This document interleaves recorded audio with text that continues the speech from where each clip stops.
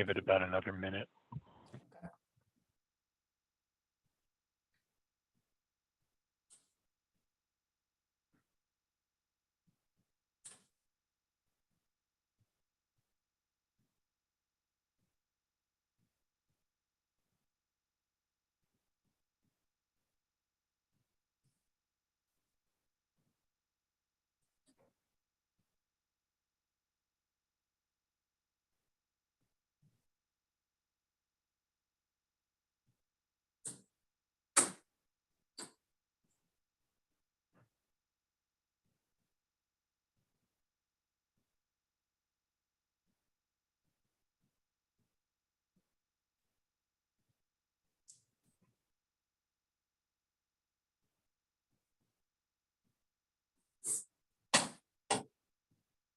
All right, we still got folks headed in here, but want to go ahead and get started. All righty.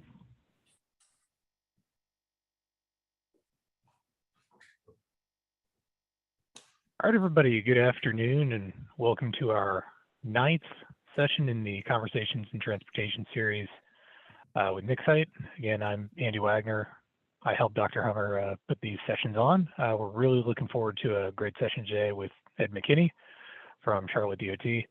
I'll let Dr. Hummer introduce him in a moment, but a couple of announcements as always. If you've been to one of these before, they're pretty much the same announcements. 2 things really. If you're going to be claiming a PDH credit for this session, you will receive a link to those forms after the session. You'll get that this afternoon. If you signed up after I close registration, if you send me an email, I will try and remember to add you to that list, but you may need to email me again. Just make sure you get those forms. Second is, in order to facilitate the Q&A portion of the session, that'll be kind of the last quarter of the hour. We remind you to enter your questions in using the Q&A function here in Zoom. If you put it in the chat, we may catch it, but if you put it in the Q&A function, we'll all be able to see it. All the panelists will be able to see it, and we'll have those questions near the end of the hour. Again, you can submit those at any time. You don't need to wait, but use the Q&A function to submit any questions. I think that's all that I had, and I will send it over to Dr. Hummer. Thanks, Andy, and good afternoon, everybody. I'm Joe Hummer, Mobility and Safety Division of NCDOT and the past president of Nixite. Pleased to be with you for our 9th Conversation in Transportation. The purpose of this series is to educate our members through conversation with transportation industry leaders. We're trying to line up interesting people with interesting topics and ideas, and hope to appeal to our transportation professionals of all ages, from retirees to students.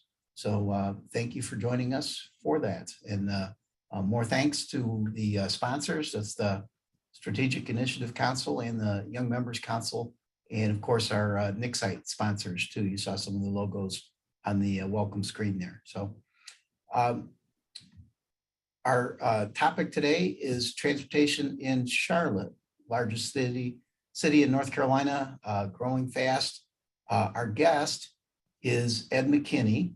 Ed is the Deputy Director of the Charlotte DOT, leading the development of Charlotte's Strategic Mobility Plan and critical transportation aspects of the city's new Unified Development Ordinance.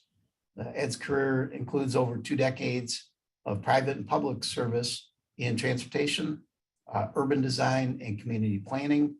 He brings a collaborative, multidisciplinary, and community-based perspective to urban transportation planning and design, shaped by a background in architecture and city planning. Over the course of his career, he's directed a wide range of efforts, including transit planning, corridor and urban redevelopment, and large-scale private land development strategies. Ed's been with the city since 2013. Ed, thank you so much for joining us. No, great to be here. I'm looking forward to the conversation. Very good, good. The problem we really want to focus on today is congestion, with the sort of setup that Charlotte is growing fast, and if it continues to grow, the question is, will congestion really reach some kind of tipping point? Will the congestion spread geographically around to more and more streets and highways and into more hours of the day? Is Charlotte sort of doomed to become another Atlanta or Houston or LA with congestion on many roads and many hours each day? You know, if you go to LA, there's 11 p.m. there's still congestion on the freeways. Is that the way Charlotte is headed? And I think we can agree that that really impedes the quality of life in those cities. So that's what we're really trying to focus on today. And then on the positive side, what can we do to prevent this? So that's where we're headed. Let's set the stage with a few facts, and correct me if I misstate any of these, but Charlotte is the largest city in North Carolina with a population of about 900,000, 16th or so in the US, big city. Metro area about 2.7 million, 23rd in the US, so big metro area. Population growing in recent years about 1.3% per year, making it one of the fastest growing large cities in the US. But with a density of about 3,000 people per square mile, Charlotte is one of the least dense big cities in the US. And then the final one I want to throw at everybody is Charlotte drivers seem to lose about 17 hours per year in congestion. It's about 4 minutes per working day. And that is about 50th or so in the US, one of the, at this point, one of the least congested large cities in the US. All that sound about right to you? It does, yeah. It's like that's a great, accurate picture of where we are, for sure. So then the better question, what can we do about it, right? So let's start on land use. Is the city interested in continuing to attract people and jobs? Absolutely. I mean, going back to some of the stats you just described. I mean, we, as you know, we're one of the fastest growing cities in the country, and there's a pretty well established commitment that Charlotte has to economic development and growth. For us and from my perspective, cities have to continue to grow. I mean, there's no, a successful, vibrant city has no choice but to grow, and so. Charlotte, again, is certainly very committed to that growth.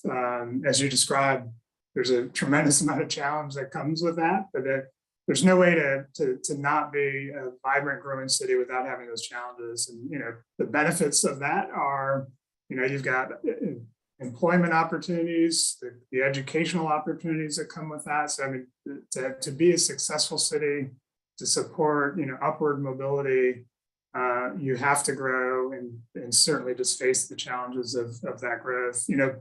Back to your initial premise around congestion, what you just described feels very much like what I hear every Monday night or every third Monday night when we're doing rezoning cases with city council. And almost every major rezoning, the basic question is traffic, transportation, and congestion. Just to kind of poke the conversation today, I'll kind of exaggerate something, and I would never say it this way in front of council, and hopefully this is a safe audience. We're among friends here. Yep. But what I would say is, to kind of steal a phrase from the 80s, congestion is good. It's a sign of growth. It's a sign of being a successful place. Congestion in a place like Charlotte is inevitable. And, really for us, it's how do you manage that congestion? How do you deal with, what that growth means? Back to the idea of congestion is good, that there's a healthy tension there where that level of congestion supports things like transit. It supports things like better land use planning. It changes behavior. And so it's a delicate balance. You're right. We don't want to be Los Angeles, but we can't. It's hard to explain this, particularly to neighborhoods that are frustrated by development and what's happening around their neighborhoods. But again, we can't. We have to face it. It's a management thing for us. And as you kind of alluded to, we can talk more. It's it's not just about transportation investment. It's really about land use and the right kind of, vision for growth. Yeah, good. I'm a native of Detroit. That is the classic non-growing city, and between that and growth, I'd take growth for sure too. So good points. Are there where's the growth going to occur? Are there more empty spaces that the city can annex and develop in a sort of way that they have over the last 100 years or so, or will the future growth mean more density? Yeah, that's a good question. I mean, it's obviously a little bit of both. And one of the challenges we have in Charlotte is the spread of our geography, like you described. We are one of the least dense cities, and we span a geography of a little over 300 square miles. And so, that what's interesting and challenging about that is you can imagine we've got everything on the spectrum from ex-urban, undeveloped, rural land, all the way to uptown, our most intensive urban center. And so you got everything in between, and trying to find the right mobility strategy for that diversity is pretty challenging. But to your question, I mean, there is a tremendous potential for growth. I mean, if you compare, it's an interesting comparison. As you mentioned, we're one of the least dense cities. If you take the most dense city in our country, New York, compare ourselves to that, they have about the same square miles, right? So, and they're at a density of around 30,000, 10 times, around 30,000 people per square mile. And the reason I would bring that comparison is not that we want to be New York, but what that tells you is we have a tremendous amount of growth capacity, right?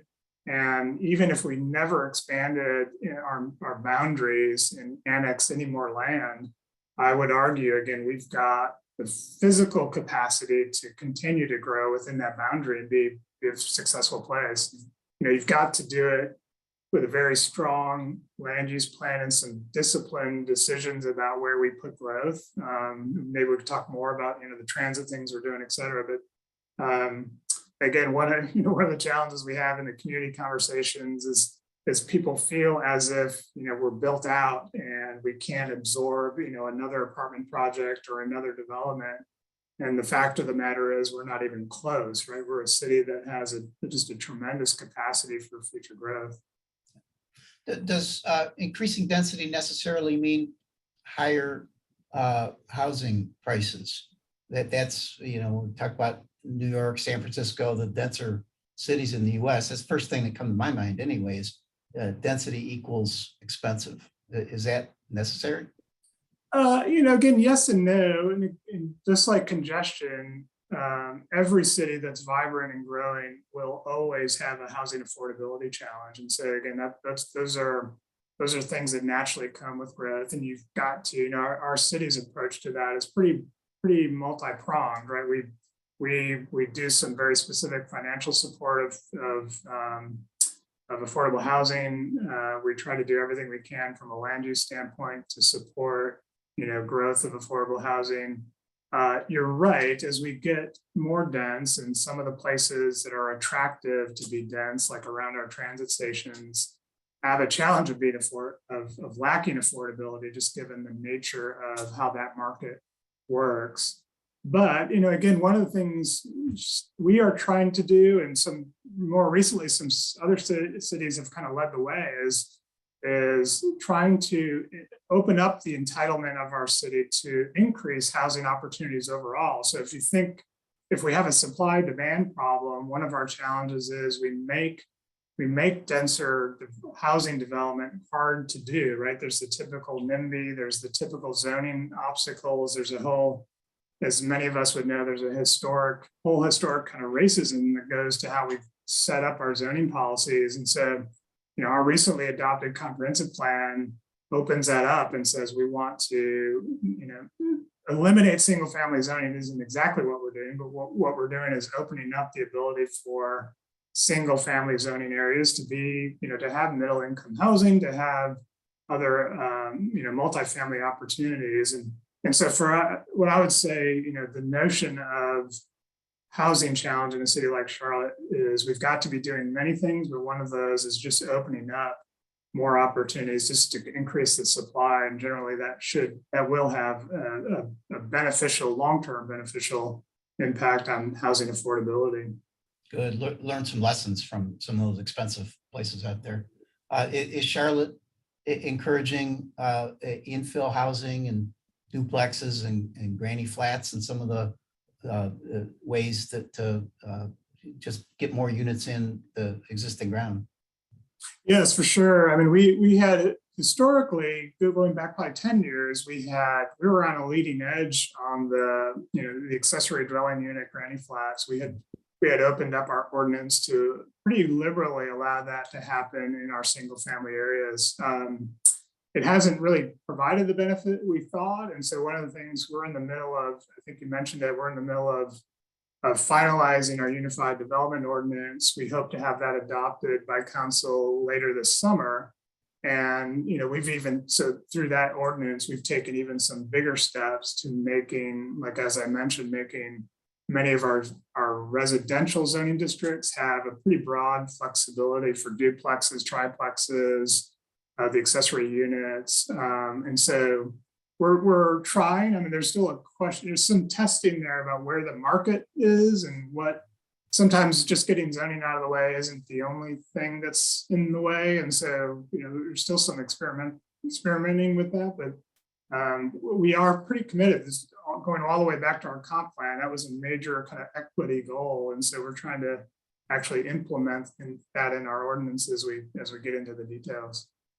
And when interest rates shoot up like they have, I mean, who knows? But we're talking about really the longer term here. So hopefully those things settle out. Sounds good. Where do the employers want to be these days? Is there a demand when companies are interested in Charlotte? Do they want to be uptown or do they want to be out along the 485 or somewhere in between? Yeah, I mean, that's a great question. And my observation, I would say over the last 10 years here in Charlotte is there is a shift. And I'm almost thinking it's becoming to be a tipping point where the headquarters that we've recently attracted and some of the major office development that's going on are in uptown and are along our transit stations. And so, Lowe's moved, or I shouldn't say moved, but committed to a major concentration of office in South End, immediately adjacent to our Blue Line transit station. We've seen, like, again, over the last 5 years, the South End area, again, around our Blue Line transit just south of uptown, has dramatically increased in office development. There was almost no office there 5-10 years ago. Now we've got 4 or 5 projects already built and probably 4 or 5 underway. And so all that to say is I think it's clear the leading edge kind of 21st century employers are recognizing that to attract talent, they need to be in cities like Charlotte that have a relatively low cost of living and a great lifestyle, but they know that their employees want to be in places that are walkable, that are accessible by transit, that have amenities that come with urban places. And so the notion of the sort of suburban office parks hasn't gone away, but I think what we're seeing certainly in Charlotte is, there's a significant new focus on, urban places with multimodal access. And on the other hand, the industrial warehouse truck-oriented businesses are certainly, I think they're booming lately, but they want to be out along the 485 in the suburban areas, right? Correct, and you're right. It's interesting, as we would all know, the shift of online retailing and the pandemic has probably even accelerated that. I mean, we are seeing a lot of industrial development, a lot of industrial rezonings, and there's a lot of market pressure for industrial. Just really, essentially, it's distribution. And so, you're right. I mean, they want and need to be in places that are more, auto oriented, but really truck and access oriented. So, we're seeing those kind of on the edge for us around 485, access to the interstate system. We've got the multimodal or transit freight multimodal transfer station out in near the airport. And so there's a gravity to some of that that's happening for, certainly on the suburban edges of Charlotte. Yeah, good. So talk about parking a little bit here. I was telling you, went to the South End for the first time in years and years for the mid-year meeting a couple of weeks ago. That was great. We parked for free on the street, on the curb, 3 blocks away from the light rail station, and the meeting was adjacent to that. And then while we're riding the Blue Line, we noticed, lots of parking garages, lots of parking lots. In other words, parking looks pretty cheap and easy in Charlotte still to this point, even around the station. So are you guys changing parking regulations for newer developers, or even for existing locations? And what do you think's going to happen in the future regarding parking? No, that's another great observation about where we are, and you're absolutely right. I think we do have probably a more suburban attitude about parking that hasn't caught up with our urban investment we've made in transit. And so a couple things we are doing. So as mentioned, back to the Unified Development Ordinance, we're revamping everything. We've created a set of new transit-oriented zoning districts and have tried to liberalize how we deal with parking in those districts. So where we've gotten to where we're not in some of those most intense districts, we're not at all requiring parking. There's a few even in those districts where we put limits on how much parking, with the notion that we want to, we don't want development to provide too much parking, because as you're implying, the notion of having the wrong balance of kind of free and easy parking is really counter to, what we're trying to do from a mode shift and a transit supportive situation. And so you're right. That's probably one of our bigger challenges, is we haven't fully changed our parking attitude around, the investment we've made in transit.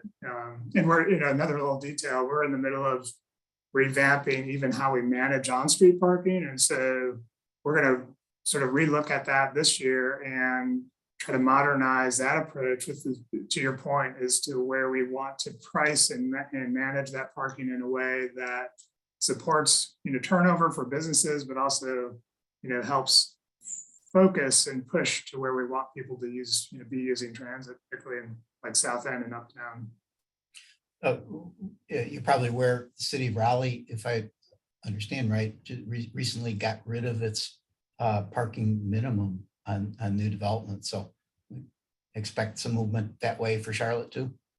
Yeah, it's funny. Yeah, I mean that's we're very aware of that. In fact, again, we've been in lots of council conversations around the Unified Development Ordinance, and parking was probably, of the 2 or 3 hot issues with council on the UDO, parking was probably the 1 or 2 top ones. I think trees were the other one, but parking was right next to it. And the conversation about, hey, Raleigh's getting rid of all parking. And so there was a healthy debate with council about that. For us politically, we had council members kind of on both ends of that. And so where we landed was sort of what I said, is we've tried to calibrate some districts that are going in that direction, but had to balance, some pretty reasonable concerns that neighborhoods adjacent to some of these centers, they were, whether it's real or not, they're certainly concerned about the parking that would spill in and impact their neighborhoods. And so we weren't quite ready to be as aggressive as Raleigh, but I would agree from my perspective, that's where we should be. We should let the market decide that. And just some things we just, from a regulatory standpoint, we should just not be in the way of. We just need to let the market dictate. That's kind of awesome to hear from somebody so involved in zoning as you are. Yeah, I spent like you said, I've been here for 10 years. I spent probably the first 4 or 5 in the planning department. Good. So you mentioned the Unified Development Ordinance a couple of times. There's other transportation plan efforts underway in the city right now. Can you briefly describe for us what the other big plans are? Sure. Yeah. So we the kind of framework for us, and we just literally got this adopted this week with councils. We put together our strategic mobility plan, which was we did that really to follow on and help implement the comprehensive plan that got adopted last year. And so we've been in the works of that for the last year. And what we tried to do in this plan is really put together all the various plans from a transportation standpoint together and make sure that they're all working in the same way. So, transit is a big part of that. So we have our transit CATS, our transit agency, has long range plans around extending and new rail corridors in addition to the Blue Line. They have some very interesting new ideas around bus priority and really strengthening our bus system, adding frequency, doing some things in concert with us around signal prioritization and things we could do around, queue jumping to help efficiency of routes. We're working hand in hand with the county on their Greenway master plan. And so the kind of multimodal bike network that we envision, we've worked hand in hand to really make those two systems help us support each other. And so what we've tried to do now is recognize that we got lots of partners from a mobility standpoint. Certainly NCDOT in the state is one of those. CATS is one of those. The county with their Greenway system is one of those. So we've tried in a new way and really recognize that the CDOT isn't the one agency that manages and controls mobility in a city like Charlotte. We really have lots of partners, and our job is to make sure that we're all working in concert. Good. I think it was the strategic plan, the sort of headline item there, the one that caught my eye anyway, was and I'm going to quote it here, I'm sure you're very familiar. As a community, half of our commute trips will be made by means other than a single occupancy vehicle through walking, biking, or taking transit. And I believe that was the aspiration for 2040. So first of all, just clarification, does that mean all commuters to all jobs within the city? Yeah, so it's an ambitious aspiration, but yeah, essentially, in some other cities have been going this way with their plans. It's really this kind of notion of a 50-50 mode split, right? And so, as you would know, and many on this meeting would know, if you could make that shift, just think about the capacity that opens up. And so that is there is some skepticism about that, but that is our aspiration. I get asked a lot, and we're asked a lot as we were developing this plan, like, is that realistic? Part of the answer I would say to this group is whether we get there or not is not necessarily as important as the notion that that's where we're trying to go. And so it helps us with council and the community prioritize where we should be investing and help us be accountable to putting our dollars in our policies like parking and others, employ those things to get to to aspire to that goal. Again, there's cities that are there, even American cities. While we're not Seattle, for example, or Washington, DC, but Seattle, I think their mode split is they've got about 44%. DC is around 34%. Again, those are completely different cities with a completely different kind of transit infrastructure. But the point there is, it is, if we wanted to, we could build the city that does that. Have y'all modeled that in a model that the city maintains, or a regional model, or what? I'm really honestly having trouble imagining what that 50-50 city would look like, what that looks like on the ground. So, have you put pen to paper there? A little bit.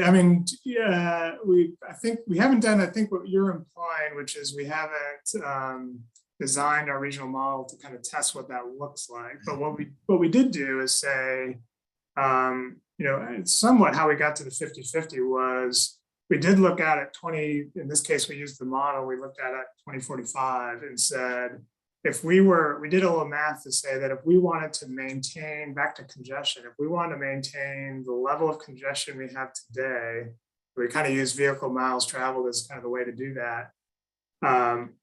and we jumped to 2045, what would we have to do to keep that level, consistent? And so again, whether we can get there, it essentially told us like, okay, if you could get down to a 50-50 mode split, in theory, you could maintain the level of vehicular kind of congestion we have today. And to me, that's the headline for us is, okay, so, okay, community and council, if one of the things we want to do is manage congestion, that demonstrates that investment in other things like transit, et cetera, has a direct relationship to managing congestion. Yep. That makes sense. I was still I guess put me in the skeptical crowd there a little bit, though. That means every bit of growth in the next 20 or so years, those new people would be on the bus or train or walking or bicycling. Yeah, and again, with a little bit of math, it doesn't mean there aren't growth in vehicular trips. There's still a amount of growth that happens in vehicular trips when we do the math, and you're right. I mean, back to the notion of how diverse we are, that doesn't necessarily mean that everyone that lives in the suburban areas is going to move in the same way that people who live in some of our activity centers or urban areas. So there's certainly a diversity there, but what that implies is, right, we've got to really build intense mixed use places to put as many people in those places to take advantage. So that means if you're living in Uptown, maybe 20% of your trips are using a car. So it does mean a real strong commitment to land use and making sure that we've got places that can actually demonstrate this shift. And that people still have access to opportunity. I think you're implying that with the mixed use phrase there, that if I'm choosing to live uptown or next to a light rail and give up my car, that within a reasonable travel distance, 20 minutes or whatever, that I can still get to a whole bunch of employers, my kids can get to schools, doctors, all the things that I need to maintain my lifestyle, right? So absolutely, that kind of mixed use is really essential in that vision, right? Right, and and another thing to consider, and this was embedded in our thinking too, and I think we've learned a lot through the pandemic. And while we don't know where we're going to end up, I think it's pretty clear that the way we work is different. And so, as we all know, I know this is an extreme, but 2 years ago there was nobody on our roads, and we all of a sudden gained a tremendous amount of capacity because everybody was working at home. Not that that's everybody's going to work from home moving forward, but it's pretty clear from where we are today in Charlotte that a lot of people still are working from home. Even at the city, we've allowed a hybrid work style where our employees, come in 2 to 3 days a week and have an amount of flexibility. And just that shift in behavior is part of our mode strategy, and is clearly a way in which I think as cities can be managing, our congestion and our infrastructure moving forward. And that implies that the city would encourage employers to allow their employees to have a hybrid schedule or work at home. Absolutely, yeah. It's interesting. Obviously, as we all know, some employers take totally different perspectives. We're a heavy banking city, obviously, and I think our banks are still a little on the conservative side and bringing folks back. But there's still a hybrid there, and we've seen levels of traffic kind of come back. But what we have noticed is that the peaks are different, right? Like people are coming in at different times, or if a few percentage of folks are only coming in 2 or 3 times a week, that does have a capacity benefit to us, particularly in the peak hour. Good. I want to remind our participants to type in a question into the Q&A area if you've got one. We appreciate that. We'll make time toward the end of the hour to address some of the questions that come in, and so don't hesitate to do that if you've got one. We got a couple of good ones in there. We'll get to those in a few minutes. Ed, want to turn to discuss light rail for a few minutes here, because it's certainly a big part of current Charlotte and what I'm hearing the Charlotte plans going forward. So the Blue Line's been open for 10 or 12 years going south from uptown, and then the Blue Line extension north toward the university for 4 years or so. How did the Blue Line ridership do during the pandemic? Has it recovered yet? Yeah, not so good. And it hasn't quite recovered yet. So yeah, I mean, and then we're not different than any other major city. All of them face the same challenge, and the same problem with our bus network. So ridership is significantly down and hasn't shown strong signs of recovering even as we've been moving out of the pandemic. And I think every agency across the country is still trying to figure out why and what's, there's some behavior there that I think many of the transit agencies are still trying to put their finger on. But I don't think we have a choice but to continue to invest and believe in the transit system as part of our mobility strategy. I think we're obviously learning a lot, and may have to shift and do some new things. But I think transit, regardless of the pandemic, I think transit is still a really important part of our future. Any talk of fare-free transit out into the future, Charlotte? There had been, and still is out there. I think CATS hasn't fully embraced that. Partly, I don't think they're opposed to it, but there is a financial cost to that. Like, there is a certain amount of fare revenue that is important to their bottom line, and so if as a community we want to commit to that, that would have some pretty important valuable equity ramifications. But it would mean we've got to find the dollars somewhere to support that. And but so the conversation has come up several times here in Charlotte. We just haven't quite gone there yet. Yeah, again, that's a Raleigh thing that Raleigh bus system just announced the other day. They extended it for another year. Oh, okay. So, Good. The Blue Line has sparked a tremendous amount of development. Like I said, being there for the mid-year meeting, we all noticed that it's just awesome. Looks like especially multifamily housing units, and that goes to the south end and then north of uptown toward the NODA area. I describe it as awesome. Do you have a number for us, or put a better scale to how much development has occurred?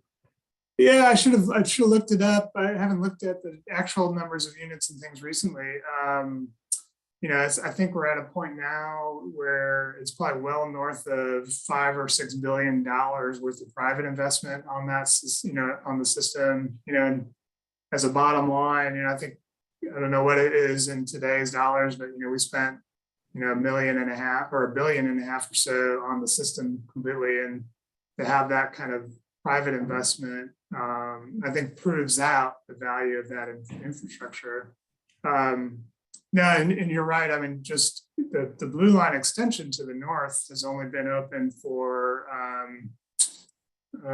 just under 10 years now. And so, the original Blue Line opened back in 2007. And so even to the north now, we're seeing some accelerated development around those stations, primarily multifamily. But like I said earlier, what has been a really interesting change in the south end, where for the first period of time, it was really just multifamily development.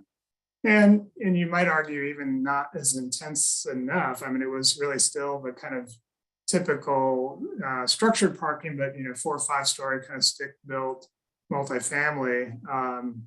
But the new amount of office really has been dramatic, and that's really what needs to happen. Like, for the strategy to be successful, it's not just about housing. It's got to be where we're starting to concentrate employment.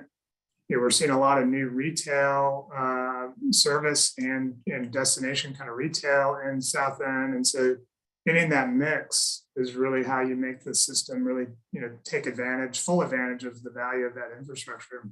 Yeah, if you really have aspirations for families to give up cars. That mix seems to me to be so critical. Right.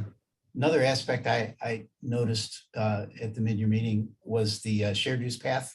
I believe you call it the rail trail that runs along for I think miles and miles along the blue line, and it seems to me that it helps make better use of what otherwise would be dead space between stations, right? That you know, in a usual transit model, we got a station, we got a clump of high rises over the station, and then pretty worthless real estate in between the stations along the line where all they get is the noise, but none of the benefit.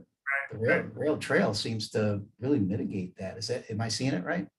Oh, for sure. I mean, it's a pretty unique asset for us. And as you described, I mean, it is essentially a parallel corridor to the light rail system. And so you have this access along the whole corridor. It activates that whole edge. We've got now development that's literally fronting, not just at the stations, but along the whole corridor. I mean, if you walk down certain parts of it, you're literally walking past, the balconies and outdoor patios of multifamily housing fronting directly on the trail, fronting directly on the rail. And so it's a unique condition.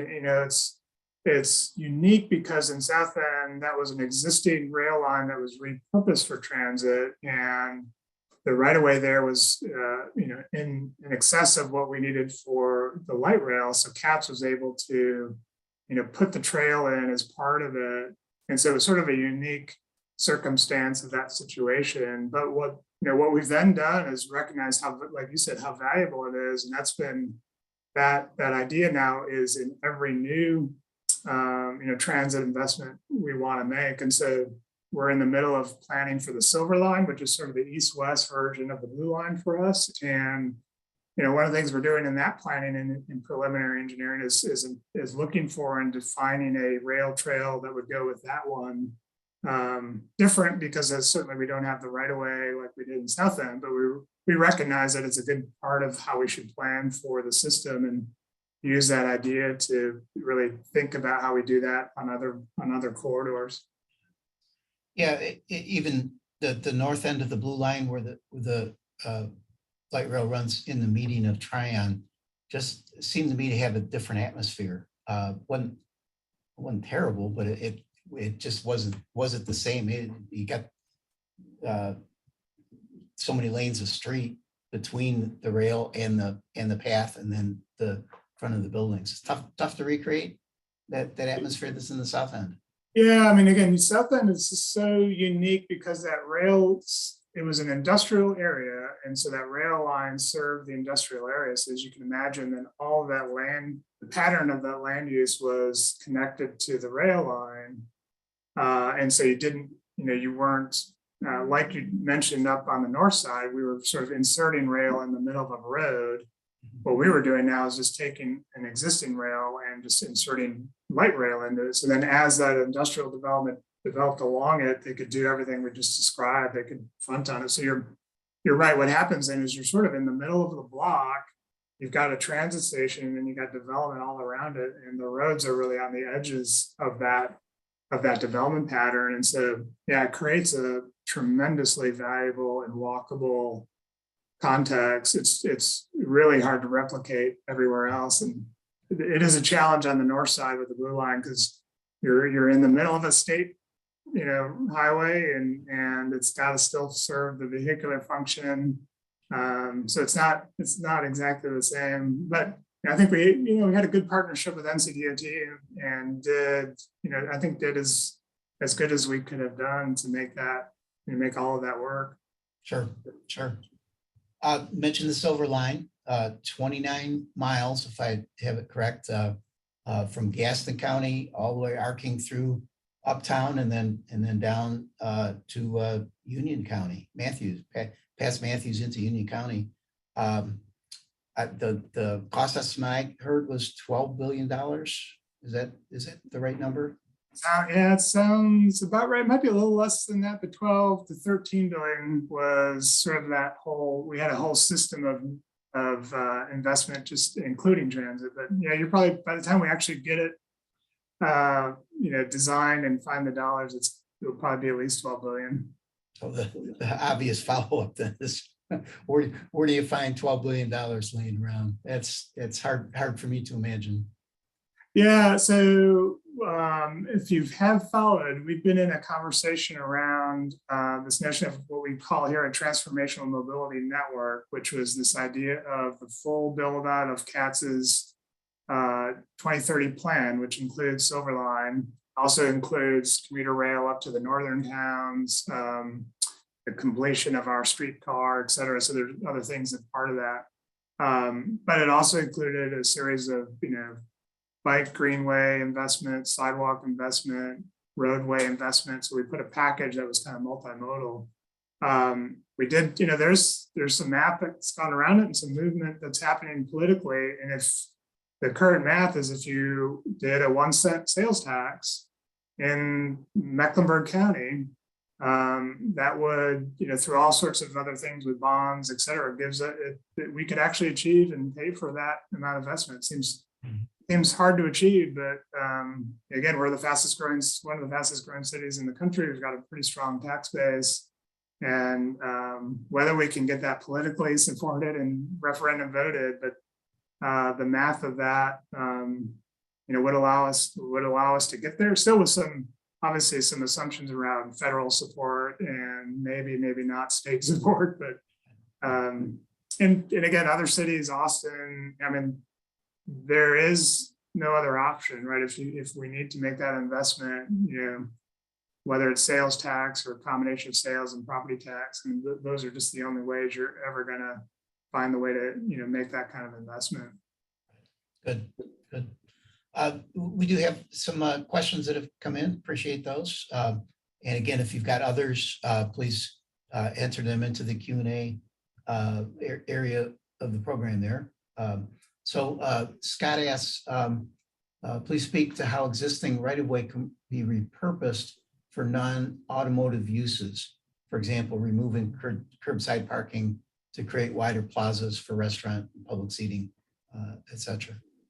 Yeah, no, that's a great question. And we're actually doing a few of those things and testing a number of those things. So couple of examples. We've just recently completed a couple of phases of what we call our Uptown Cycle Link, which is really a two-way cycle, dedicated cycle track for bicycles sort of through our Uptown area. There's two greenways kind of on either side of Uptown. And so what this cycle link does is connect those two greenways. And so that's exactly what we did is we took a lane out of one of the roads that goes through Uptown and repurposed it. There's some of it was on-street parking, some of it was travel lane, and we did the analysis and kind of made the trade-off decision about trading some amount of vehicular capacity to provide for this other multimodal infrastructure. So we've done that. We've also experimented a little bit with the bus, kind of a bus-only strategy. We took 3 or 4 blocks in Uptown that connects directly to our transit center and took a lane. It's a 3 or 4 block stretch that has they sort of combined several routes that come into Uptown and go to our transit center. So there was a lot of operational value by dedicating a lane for that. So we did that about 2-3 years ago. We tested that farther out on one of our corridors with the notion of this bus priority strategy. So we tested it was possible. We got a lot of interesting pushback from the neighborhoods and others around that were still a little auto-centric.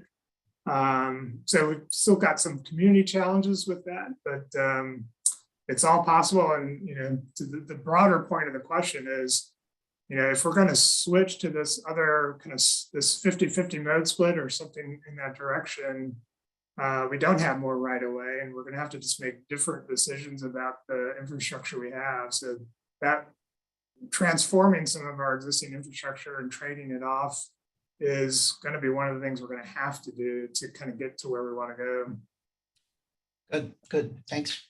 Don asks, in any community, there's some popular businesses that do not have adequate parking for their customers. So how do you plan to address that as complaints roll in if we're changing how we do parking? Yeah, another good question. So part of it is how we, and again, I mentioned it, we're sort of expanding and modernizing how we manage the curb space for on-street parking. So there's a lot of these commercial districts where we still have probably a kind of a 1980s attitude about how we manage on-street parking. And so we're going to be expanding, how we meter and provide for on-street parking. So, there's a great supply of public right of way with on-street parking that it can be useful for particularly those kind of commercial districts that are adjacent and tightly related to neighborhoods. And the notion that in these places, you just have to know that in some of them, like South End, transit is really what we want you to be using. There's the notion that we're going to have to kind of think about how we manage residential parking permits to make sure it doesn't bleed into the neighborhoods. But it's, parking will, again, be one of those things that we'll be constantly kind of challenged to deal with. But the notion is you can't have great places without parking problems, I would argue. If you want a good walkable place that's got the character and vibrancy we want, you just can't, parking the car can't be your first priority. You've got to create a place that's people first and solve for parking after. Yep. Nobody worries about parking in Manhattan or Venice or so. Yeah, the great urban places. Thanks, Paul. Asked pretty much the top technical question. I think here you mentioned that congestion is not always a negative thing. It could be a sign of a successful and vibrant place. But in the engineering profession, many of our performance metrics, goals, and objectives are focused solely around measures of congestion and vehicle delay. So what goals and metrics should we engineers be pursuing, and what are the problems we're trying to solve as we head that way? Yeah, I mean, I think, and I agree that, and I would be obviously a proponent of this just because from my perspective, I actually, as I mentioned before, I don't come to it from a traffic engineering standpoint. I really come to it from a kind of a city planning perspective. And so I'm sure the audience knows, I mean, there's lots of shifts that we need to be making about how we measure, because it's always been said, like, you value what you measure. And so if we're only going to measure, the incremental second by second delay at an intersection, and we're going to make all of our urban city decisions around, the 3 or 4 seconds of added delay at an intersection, we're never going to build a city that's that does all the things we need to do to support, employment growth, et cetera. And so I think we do need to shift. I mean, there's lots of ways to do that. California is, moving to a vehicle mile travel kind of measure that's, provides a broader perspective than just intersection by intersection. We've actually, one of the things we're doing with the UDO is we're completely revamping our traffic impact study guidelines for private development. And while we still have a component that is the basic traffic analysis that does look at, number of trips and their impact on intersections and all the analysis that goes with that, we've really put in front of that and prioritized and defined a system that's really around moving people and travel demand management. So we start first with those things. And so we calibrate, based on the scale of your project. We've now anticipated sort of tiers of investment that we want you to make in our pedestrian infrastructure and pedestrian access in the places like our TOD areas. Depending upon the scale of it, you're going to trigger TDM expectations. And so we're shifting away from, our most urban places. I don't even want to do a traffic study anymore. I want development like in TOD areas to help us build pedestrian infrastructure and to commit to doing things around transportation demand management that gets people off the roads. And so, for us, we're trying to flip, what our priorities are, particularly in our most urban places. Good, thanks. And Andrew comes in with a later question here. What have you learned from the reaction of the Blue Line being open and ingrained in local infrastructure that you will use when planning the future light rail routes? That's a great question. I mean, I think a couple things we've learned. I think it's proven. It's sort of test of concept. I think we've proven in Charlotte, and now there's no skepticism around that it attracts the right kind of development, that it supports the kind of multimodal access. So I don't think the debate anymore is around what is the value of light rail. I think people see it. On the other end of it, though, I think we have learned that we can't just allow development to happen without any thought. And so one example of that is affordable, we talked about it before, affordable housing. We probably didn't have as strong of expectations that we should have on development that's happened along the Blue Line to support affordable housing. And so in the UDO, we've created some expectations and some both expectations and bonus incentives for development in the transit stations to support affordable housing. The planning of Silver Line is actually looking in advance of actual sites around the stations, and should the city be proactively controlling those for affordability. So again, we found that it's been greatly successful, but we probably lost a few opportunities to really advance other important goals for us, particularly around things like affordable housing. I think I got time to lob in one more. It's always my favorite. Many of the folks on the call know I've dabbled in automated vehicles a good bit. So I think they're coming to a rich tech savvy area like Charlotte by 2040 or 2045. So, and we got just a couple minutes. So how do you see automated vehicles fitting in with the long-term vision? Yeah, I mean, as you would know, I mean, I don't think any of us have a full picture of what it's going to mean, but I think we all know that, at least for us from a city perspective, what it's forcing us to do is recognize that we're really sort of a service provider. We have a piece of infrastructure, which is the right of way, not necessarily the physical road. It's the right of way. And so we need to be thinking more creatively about how we afford and provide access for all sorts of service providers, some of which may shift to automated, autonomous vehicles.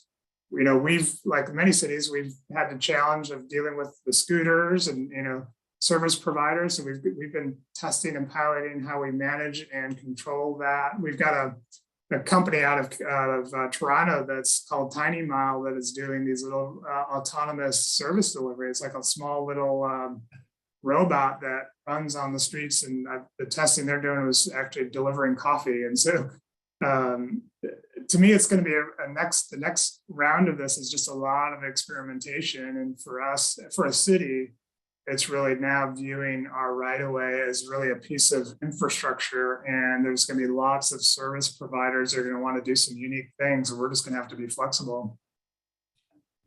Good. Ed, anything that we got 1 minute left? Anything that I should have asked that you wanted to get out there before we close?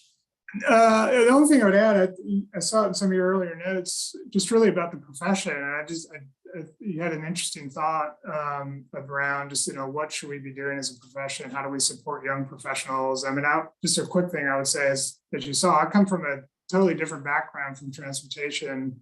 I learned it through the profession, and I would encourage all of us, particularly on the transportation side, to be thinking of our careers in a pretty broad way. We're really all about building cities and places. And so we can all learn from, developers, from city planners, from social, experts about how cities grow. I would encourage us all to just be always exploring and sort of expanding our perspective on how cities work, because then it'll allow us to think differently about what we do every day around transportation. So, very good. Ed, as you know, I had like 3 more hours worth of questions, so the hour always goes too quickly. Thanks so much. Appreciate it. Yeah, thank you. Enjoyed it. Very good. And Andy, going to turn it back to you. All righty. All right. Once again, as a reminder, you'll get the link to the PDH form and evaluation forms in your email later today. If you don't get that by the end of today, please send me an email. Again, my email can be found on the Nixie website. Again, thanks everybody for attending. We're going to have another one of these in August. Date and guest haven't been determined yet, but we will send out an announcement once we get that figured out. Very good. Thank you all. All right, thanks everybody.